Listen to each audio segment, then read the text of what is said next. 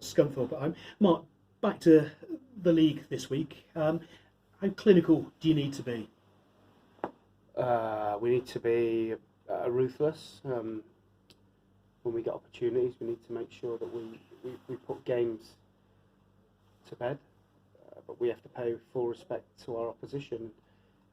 Like I've always said, the hardest thing to do is win a game of football, because you have 11 plus players trying to stop you do that. Plus you have good coaches, good managers trying to come up with things for them to win games. So it's really difficult. But when we do get chances like we did last week, we have to make sure we kill the game off. And obviously this comes in between the FA Cup replay and the original game against Carlisle. But I suppose you just have to, as you always say, it's about the next game, isn't it? Of course. Yeah, well, listen, we're looking forward to our schedule. We've got a lot of games coming up in December, but the boys are fit, they're young, they're desperate to play games, so we're not too worried about it. We'll play Saturday, and we'll get on the coach, go to Carlisle on Tuesday, and get that one out of the way. But the boys love playing games. But like you say, Saturday, Scunthorpe is the most important one, because it is the next one. Obviously they love playing games. I dare say you love organising training sessions and getting the work into them. How much is there sort of the balance that you have to sort of maybe shorten training a little bit, or give intense sessions with plenty of information? This week's been perfect, obviously, with a free week, so we've been able to top up and condition the players and make sure we get the right tactical element into the sessions. But when you have midweek game after midweek game, then it becomes more of a sort of a play a game, recover, and the tactical side of it is more analytical in terms of a little bit more classroom.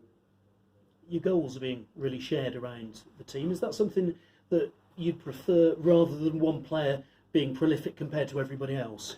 If you haven't got somebody that's scoring 30 goals a season, then the best way to deal with that is to share the load round.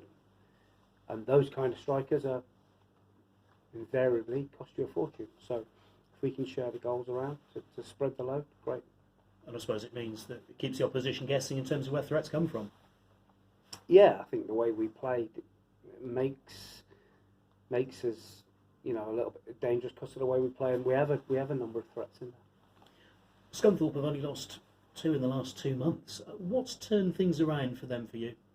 I think obviously the manager came in the summer, and he's slowly but surely he's putting a stamp on it. And when you look through their squad, they've got some really good players, and they've got a manager that knows the level, been successful at this level and the one above.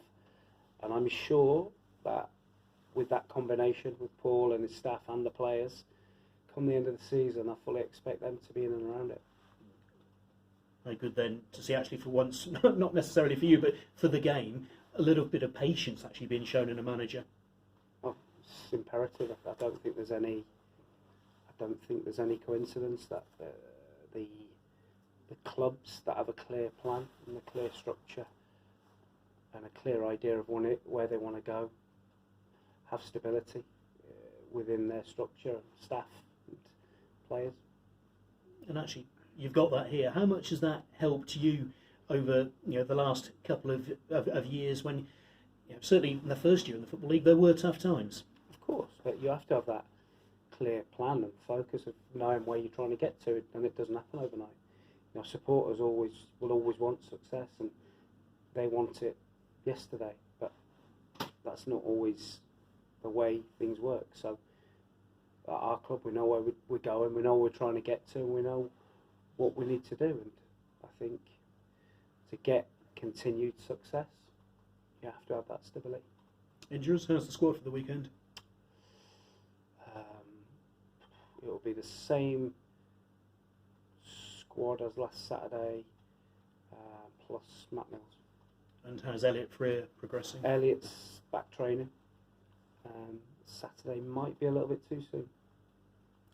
Finally, Mark, Macclesfield, we see things going on there, and their players at the moment say they won't play against Crewe this weekend. What's your take on the situation?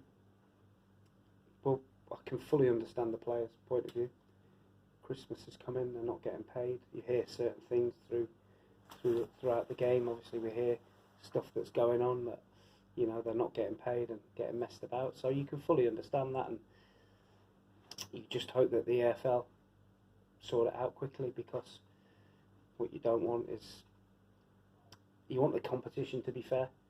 You know, you don't want a youth team playing against one team and then putting a full strength team out against another, because that really does open a can of worms. So let's hope the EFL are swift and thorough and sort it out. And the amount that there's been this season, how big a worry is that for the game in general? I think it's a worry, but I think people now know that you have to get your house in order. Hopefully the EFL have learnt and they're doing their due diligence on who is running the clubs. Thank you, good luck. Thanks. Mark, I know you're obviously looking forward to Saturday, but the FA Cup draw was made on Monday. There's a big carrot if you can get past Carlisle. Yes, it's quite a local one for us. It's a Championship club, a brilliant stadium, good, you know, an ex-Premier League team from last year. So it'll give us an opportunity to pit our wits against the top Championship team. But obviously we've got to get through first. And also you've got 4 Welsh boys in your squad, so it's an extra incentive for them. That's right. I'm not sure any of them are Cardiff fans, but we've got a tough trip to Carlisle and a tough game first. Just briefly looking back to last Saturday, you brought your subs on. You're always saying subs have got to make an impact. Did you feel your subs did that for you on Saturday? I thought they gave us an impetus, but we didn't produce that bit of magic to score the goal. But when you analyse and look back at the game, my personal opinion was that the game could have been over at half time.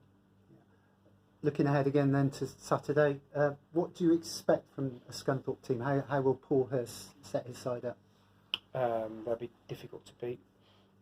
They'll be very robust. They'll be very well organised, and with sort of Lee Novak and Kevin Van Veen up front, they have a big threat. So we have to play well. Yeah, there appears to be quite a lot of League Two experience in that squad. Got a good squad of players and they've got a good manager. So, like I said, I fully expect them to be at the top end of the table come the end of the season. Yeah. Just looking forward to January. Now is the time where you're going to be picking up papers, reading websites and seeing you linked with various players. How does that make you feel as a manager when you see names pop up? I mean, there was one this week, the Aldershot midfielder, Ethan Chislett. I don't take any notice of it, Ash, to be honest. I know what we're trying to do. Obviously, Rich and myself will discuss where we think we need to strengthen. We have targets in mind, but that's always changing in terms of who comes available. Players that you might think are going to be available might not be available by the time January comes. So we're quite laid back about it. We know what we need to do, and we'll get it done. Yeah. Just finally, one more from me. I just want to ask you about the A-team and bamboo shin pads this week. Have you managed to break a pair yet? I'd love to be able to put a pair of shin pads on, Ash, now and play again, but I can't. But no, it's great. Obviously, the boys, quite a lot of the boys are wearing those shin pads. So, yeah, it's a great idea. Okay, cheers.